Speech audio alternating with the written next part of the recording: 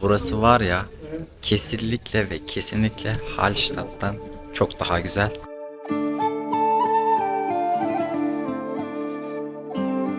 Kamera size ne kadar gösteriyor bilmiyorum ama benim gözümün gördüğüyle kalbimin hissettiğini emin olun size anlatamam. O kadar büyülendim bu köyde.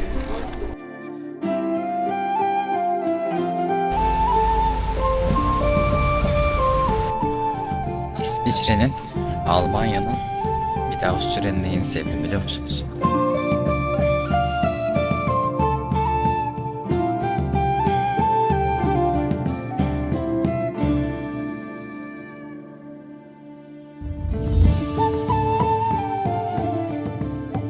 Avusturya'dan herkese selamlar arkadaşlar. Nasılsınız görüşmeyeli? İnşallah her şey yolundadır. Bizler bugün bağlı olduğumuz yere yakın bir yer var. Gmunden, artık nasıl okunuyorsa oraya gezmeye gideceğiz şimdi.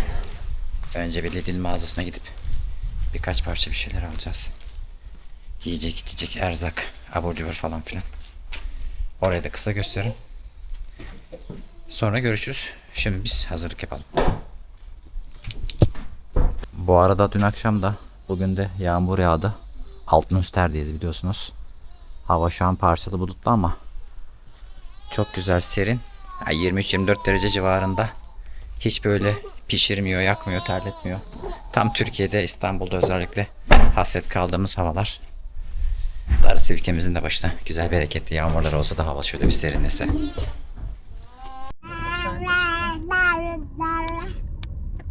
Biliyor musun yeri bakacağım ona ben gene. Saat kaç? 6 oldu. Oha. Yok 5 olmuş.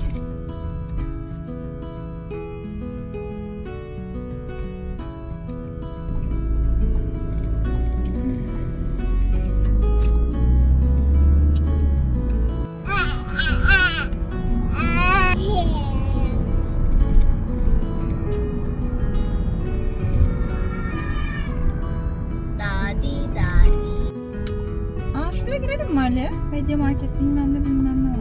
Şeyden çıkalım ondan sonra.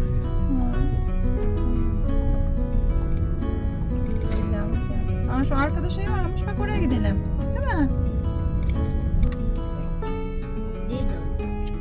Lidl. Lidl ya. Lidl işte Lidl.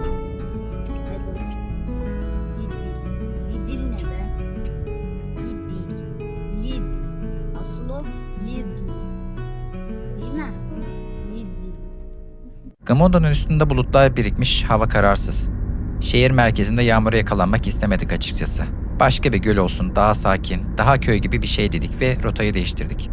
O an tabii ki bilmiyorduk. Bu küçük karar o günün en güzel anısına dönüşecekti. Şimdi Avusturya'da bir tane Shell istasyonuna geldik böyle. Buradan depoyu dolduracağım. Ve kendiniz dolduruyorsunuz.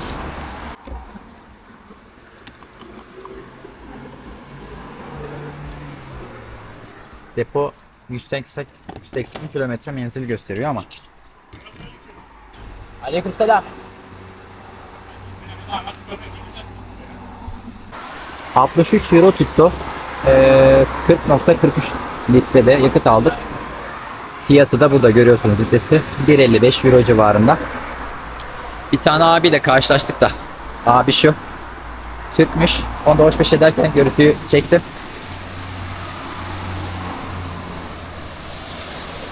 Abi de burada Türkmüş. Anımız olsun. Hoş geldin.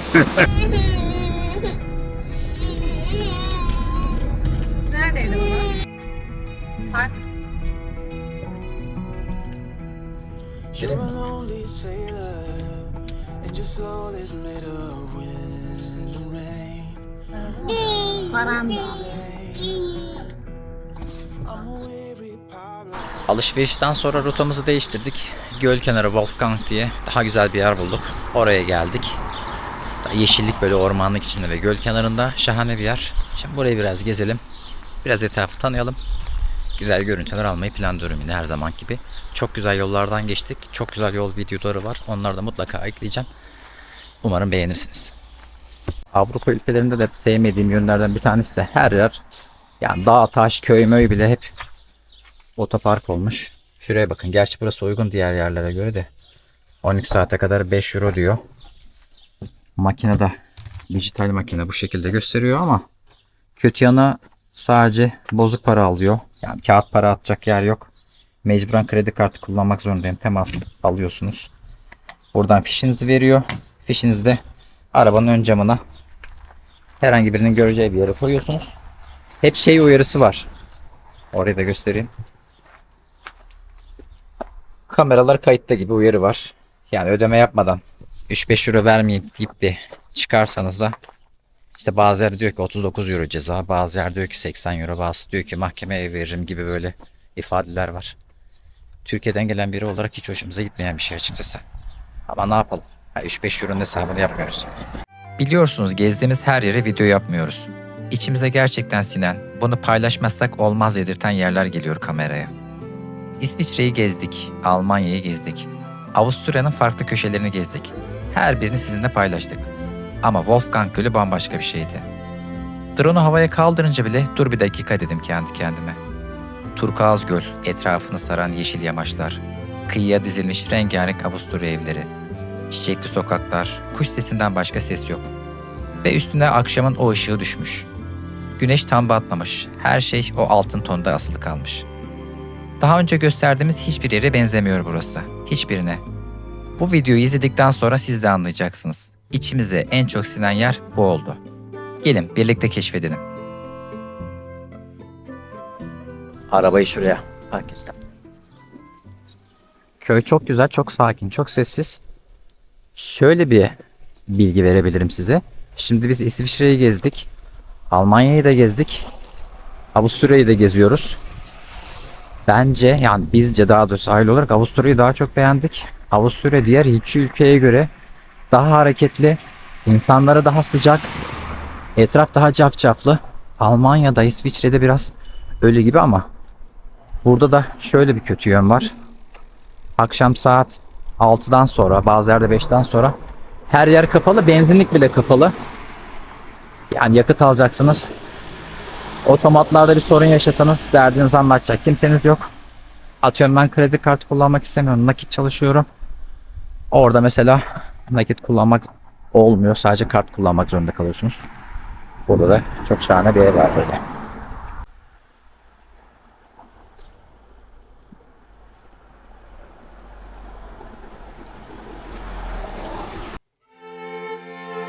Takip edenler hatırlayacaktır. Daha önce Hallstatt'ı da gezmiştik. Göller yöresinin belki de dünyanın dört bir yanından insanların geldiği o meşhur köyü. Kilisesiyle, gölüyle, o masalsı atmosferiyle bizi de büyülemişti. İzlemediyseniz o videoyu da kaçırmayın. Bu videonun sonuna bırakıyorum. Kanalımızın oynatma listesinden de ulaşabilirsiniz. Ama şunu söyleyeyim. Wolfgang'ı gördükten sonra Hallstatt'a bakışımız biraz değişti.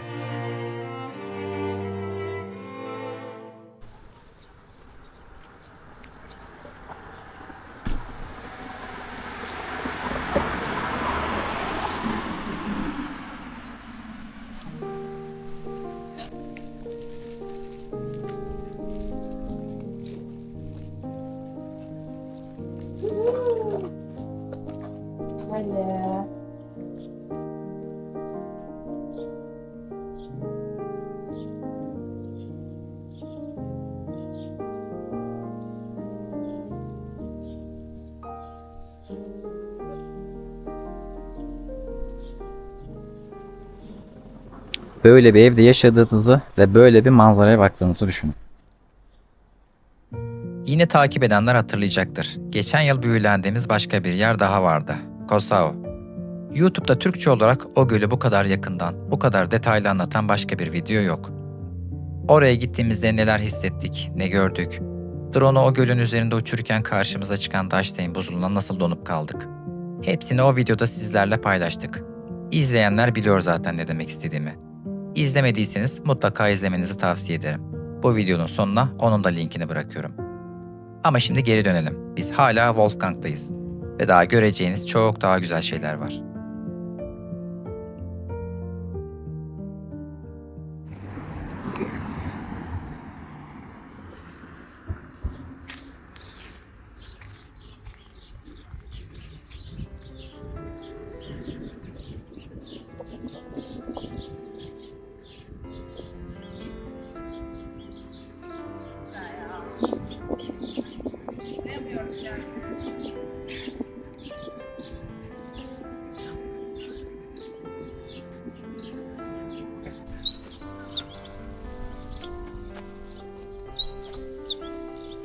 Burada da fotoğraf.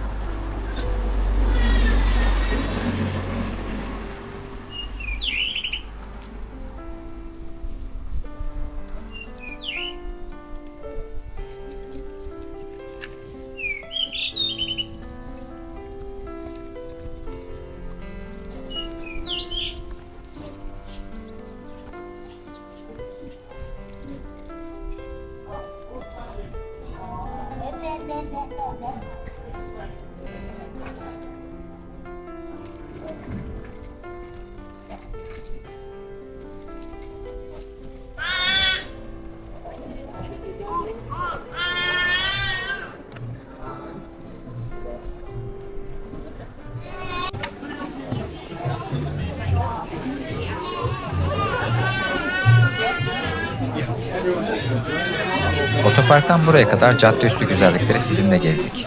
Gelin bir de haritadan bakalım. Tam olarak neredeyiz, neyi gezeceğiz? Şu an Avusturya'nın Salzkammergut bölgesindeyiz. Wolfgangsee yani Wolfgang Gölü.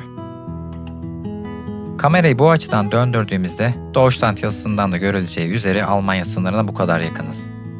Etrafımızı saran dağlar yer yer 1500 ile 2000 metre arasında yükseliyor. Mouse'la gösterdiğim önümüzde yer alan bu zirve Schafberg, 1783 metre yüksekliğinde. Bölgeye tam anlamıyla hakim bir tepe. Göl kıyısına bakın, her yer bu kadar yeşil. Haritada bile hissediliyor o atmosfer. İşte bu bölgeyi gezeceğiz bugün. Aracımızı bıraktığımız otopark, girişteki mezarlığın hemen yanındaki açık alan. Oradan da ana cadde boyunca yürüdük. Hedefimiz merkezdeki kilise ve çevresindeki alan. Kilise Turkuaz Göl'ün tam kıyısına bakıyor. Buradan da keşfede köyün sonuna kadar ilerlemeyi hedefliyoruz. Karavancı dostlarımıza da küçük bir not. Köyün girişinde gölün hemen kıyısında bir karavan parkı gördük. Sizler için güzel bir seçenek olabilir burası. Aracımızı park ettiğimiz otoparkla aradaki mesafeye bakarsanız da yaklaşık uzunluk 200-300 metre civarında sayılır.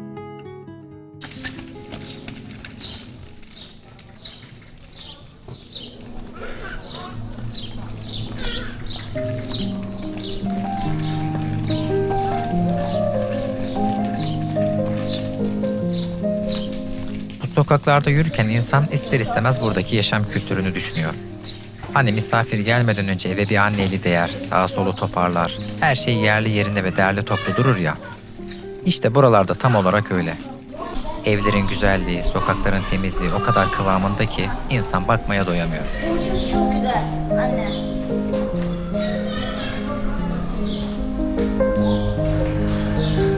Avusturya'nın bu göller bölgesi yerel halkın o sakin ve doğayla iç içe yaşam tarzını en iyi koruduğu yerlerden biri. Ne bir tabela kirliliği var, ne insanı yoran bir karmaşa. Çocukları yanımıza alıp hiçbir plan yapmadan sadece kuş seslerini takip ederek yürümek yoldaki en güzel anlardan biri oldu. Tam anlamıyla kafa dinlemek, nefes almak isteyen aileler için burası gerçekten nokta atışı bir yer.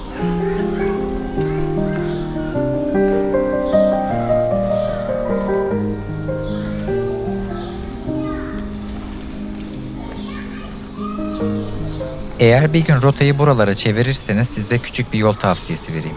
Bu tarz göl köylerinin en güzel, en büyülü zamanları ya sabahın çok erken saatleri ya da tam şu an içinde olduğumuz akşamüstü saatleri. Gün yeni aydınlanırken veya böyle hafifçe batarken buraların atmosferi gerçekten bambaşka bir şeye dönüşüyor. Gün içinde o çevre şehirlerden gelen kalabalık dağılıyor. Sokaklar tamamen size ve kuş seslerine kalıyor. Bu arada ulaşım işi de oldukça rahat. Salzburg'dan direkt buraya gelen otobüsler var. Yani arabasız da rahatça ulaşılabiliyor. Gelmişken gölde keyifli bir tekne turu yapmak da buranın olmazsa olmazlarından. Biz şimdi adımlarımızı yavaş yavaş iskeleye, o Turkuaz suyun kenarına doğru çevirelim.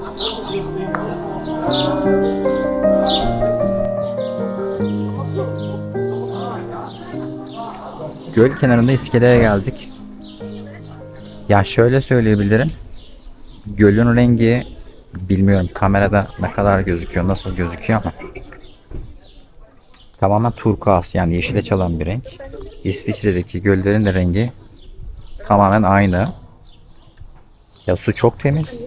Şuradan dibi gözükmüyor ama tamamen yemyeşil gözüküyor.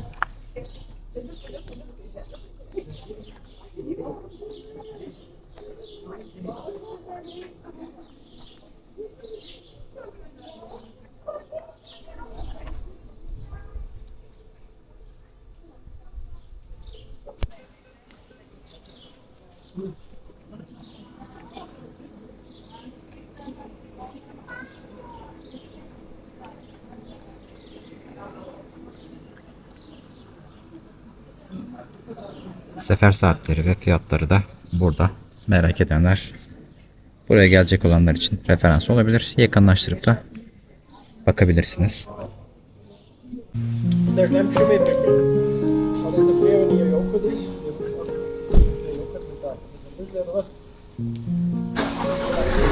Şimdi bulunduğumuz bölge White Horse Waterfront diye geçiyor. Şöyle ikonik bir de binası var. Google yorumlarda falan burayı görürsün. Çok güzel bir yermiş. Çok hoşumuza gitti. Direkt göl kenarı. Ayaklarınızı buradan suya sokabiliyorsunuz. Dibinde bilmiyorum ne kadar gözüküyor ama. Balıklar var.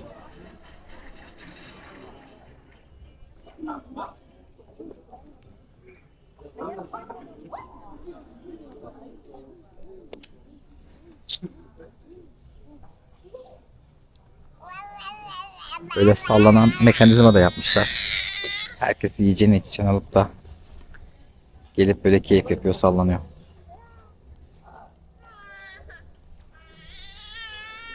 Bir de buranın sessizliğine bozanlar var.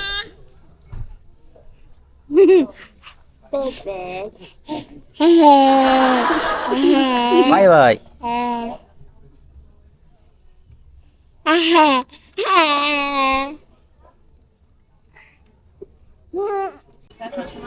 Burada çok güzel bir dondurmacı var. Çok güzel de çeşitleri var. Size çeşitlerini de göstereyim. Fiyatlar da gayet makul gibi görünüyor ama. Hammer Sakani mit Mango. Ja, du bedrijf Wafer, Wafer, Karamellnuss. Eine Babelkaramellnuss. Das muss er aus dem Hand. Das war's. Na, Hast du die noch krieg auch noch was, ja. Aue. Und die krieg eine Waffelschale Banane Schoko. Waffelschale, Banane schon.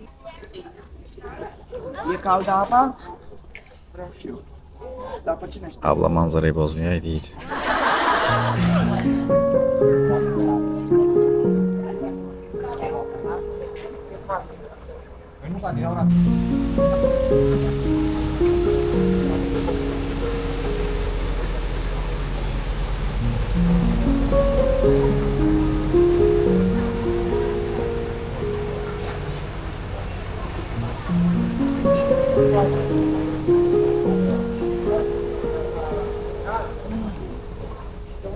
Burası var ya, kesinlikle ve kesinlikle Hallstatt'tan çok daha güzel.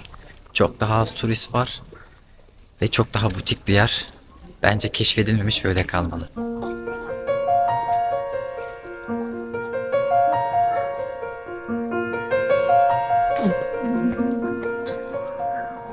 Kesinlikle böyle kalmalı. Popüler kültürün o koşturmacası, ticari kaygıları buralara uğramasın ki bu sakinlik ve bu samimiyet hiç bozulmasın.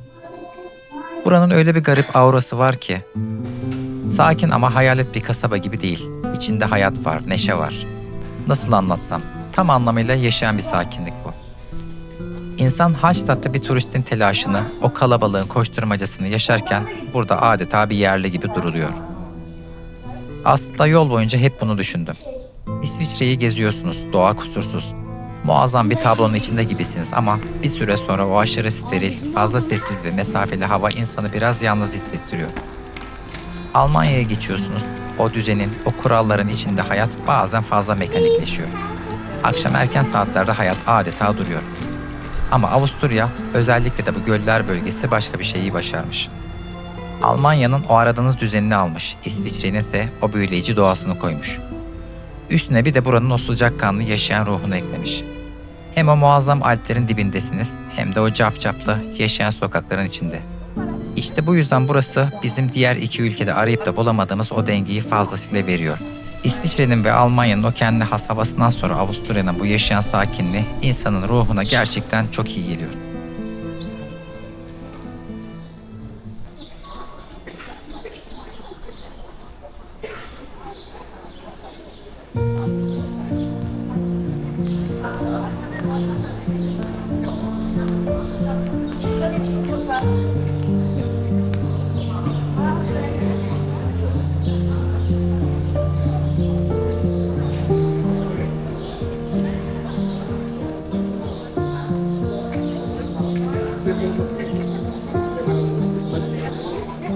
Bizim gezi anlayışımızda öyle elimizde haritayla nokta atışı yerleri aramak pek yok aslında.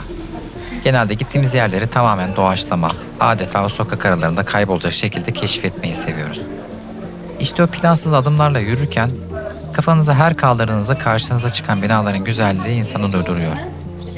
Evlerin dış cepheleri o kadar özenle boyanmış, yer yer sanatsal usulle ince ince resimlerle işlenmiş ki belli ki buraları yapanlar da yaşayanlar da estetiğe müthiş bir değer vermiş. Bir yeri tanımanın, ruhunu hissetmenin yolu da bence tam olarak bu detaylarda saklı. Büyük şehirlerin yorucu turizm telaşından uzaklaşıp bu sokakların bizi götürdüğü yere doğru, o yaşayan sakinin içine doğru yürümeye devam ediyoruz şimdi.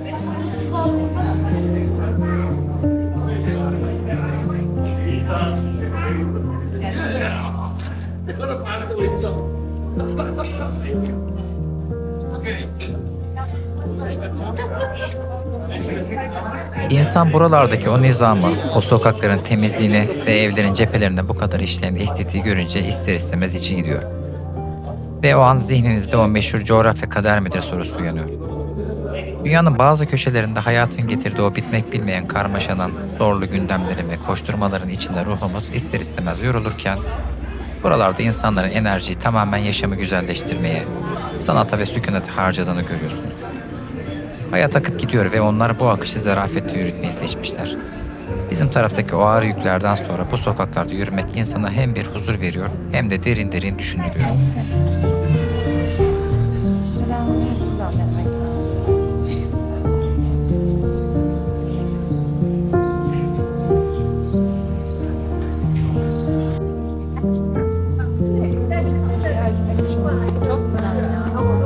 Şu an güneş tam karşımızda. Alplerin arkasına süzülmeden önce o en sıcak, en yumuşak ışığıyla doğrudan yüzümüze vuruyor. Ve tam bu saniyelerde yol bizi köyün daha önce hiç görmediğiniz yepyeni bir sokağına çıkartıyor. Buradaki evler o geleneksel Avusturya mimarisinin en güzel örnekleriyle dolu.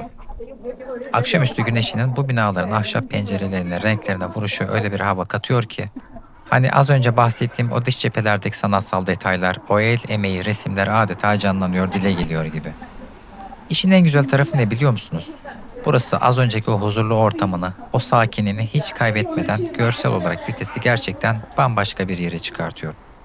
İnsan nereye bakacağını, hangi detayı inceleyeceğini şaşırıyor adeta.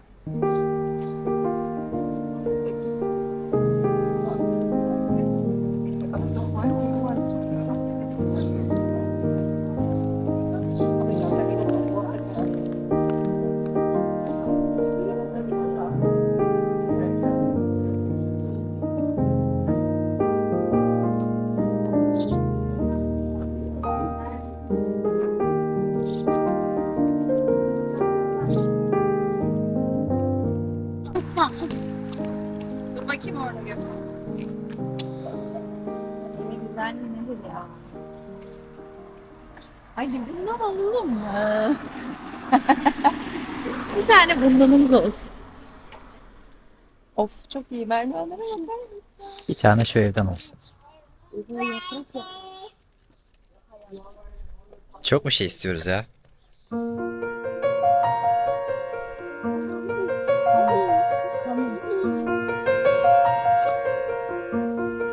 Eşimin o an içi gitti binalara bakarken. Bir tane bundanımız olsun dedi. Aslında oraya yerleşmenin bizim için bir hayalden ibaret olduğunu o da biliyor. Ben de biliyorum. Ama işte hayaller ve hayatlar. Kamerayı kendime çevirip çok bir şey istiyoruz derken aslında o tebessümün arkasında hepimizin ortak bir ruhluğu var. Bugün ülkemize başını sokacak huzurlu bir yuva arayan ya da böyle bir sakin bir hayatın hayalini kuran binlerce insan var. Hepimiz aynı şeylerin özlemini çekiyoruz aslında. Çok bir şey değil istediğimiz. Temiz bir sokak, sessiz bir ev. Bir de şu kuş sesleri.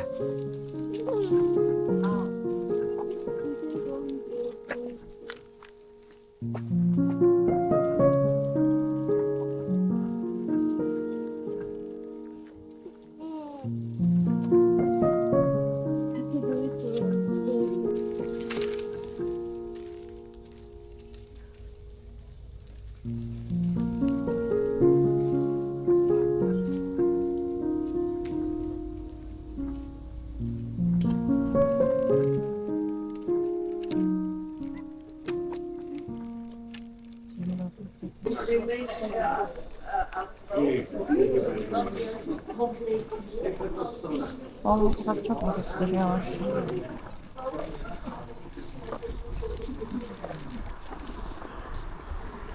Çok güzel.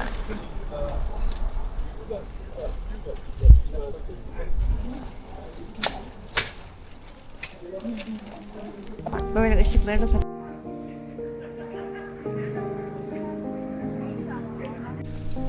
Hava yavaş yavaş kararmaya başladı artık. Sokakların o dokusu, o huzurlu ruhu o kadar hoşumuza gitti ki burayı yalnızca yürüyerek değil de araçüstü kamerayla da hafızamıza kazımak ve sizlere de tam anlamıyla göstermek istedik.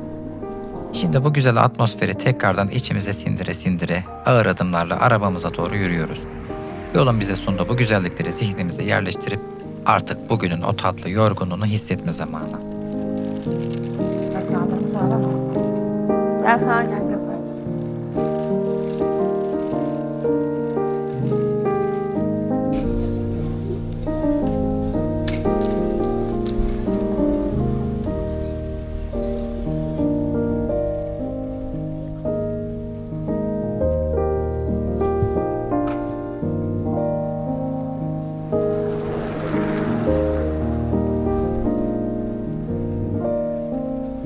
Bu arada buralara gelecek olursanız aklınızda bulunması adına şöyle de bir bilgi verelim.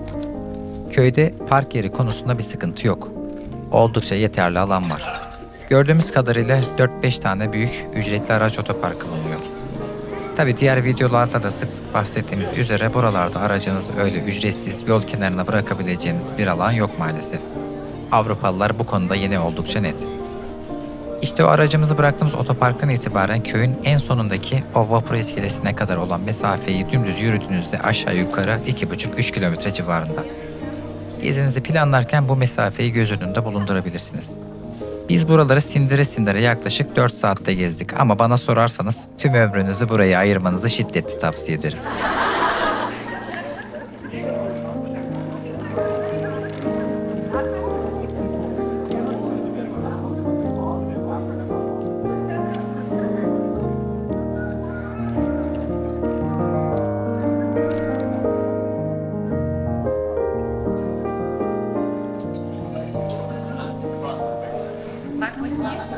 Ganz, ganz, ganz die nächsten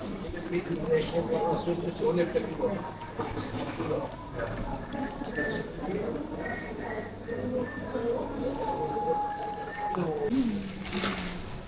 Saat şu an 21:30 civarı.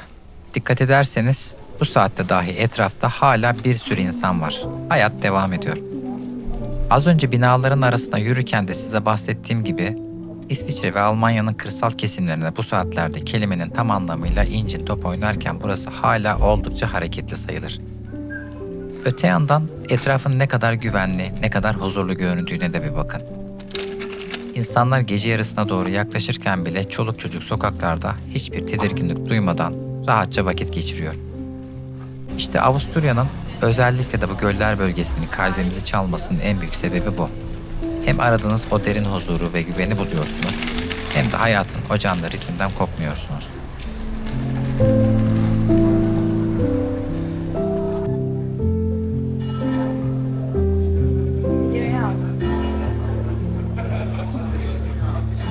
Geri dönüş yolunda o meşhur kilisenin hemen üst tarafında kalan tarihi pazar meydanına yani Marktplatz'a çıkıyoruz yeniden.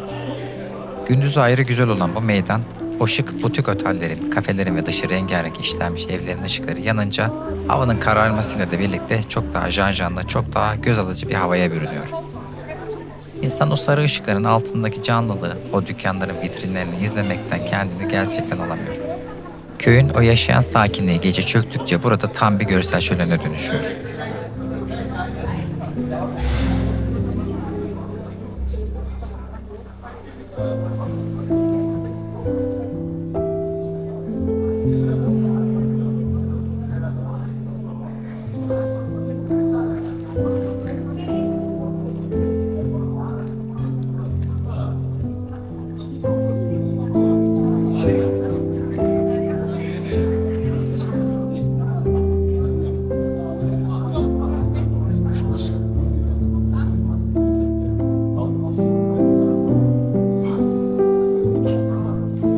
Şimdi buralara kadar gelmişken gezinizi planlamanıza yardımcı olacak birkaç pratik konaklama ve rota bilgisini de araya iliştirelim. Wolfgang'ın içinde konaklamak için pek çok şık butik otel ve Airbnb seçeneği mevcut. Ancak burası çok popüler bir turizm noktası olduğu için konaklama fiyatlarının da biraz yüksek olduğunu bilmenizde fayda var. Plan yaparken bütçeyi buna göre ayarlamakta yarar var. Öte yandan konum olarak burası harika bir merkez. Eğer aracınızla geliyorsanız Wolfgangsee ile o meşhur Hallstatt arası arabayla yaklaşık 40 dakika civarında sürüyor. Doğasına hayran kaldığımız o meşhur Gozau köyü ile olan mesafesi ise yaklaşık 45 dakika. Yani burayı merkez seçip çevredeki o şahane yerleri çok rahat gezebilirsiniz. Bizim aklımızda kalbimizde kesinlikle burada kaldı. Şimdiden buraya tekrar geleceğimiz günü sabırsızlıkla çekiyoruz.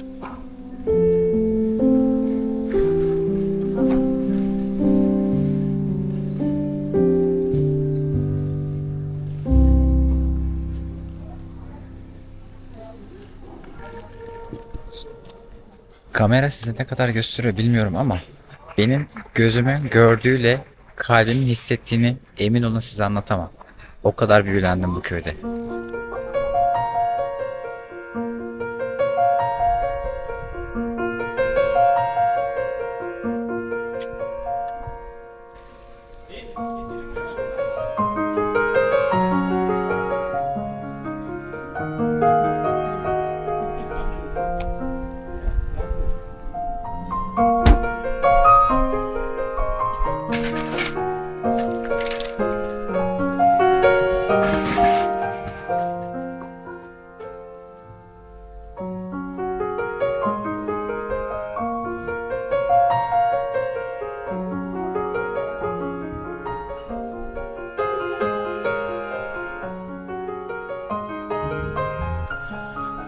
İsviçre'nin, Almanya'nın bir de Avusturya'nın neyini sevdim biliyor musunuz?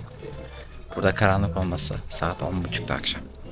İstanbul'da 9 olmadan kararıyor. Burada 10.30'da, buranın saatiyle 10.30'da kararıyor.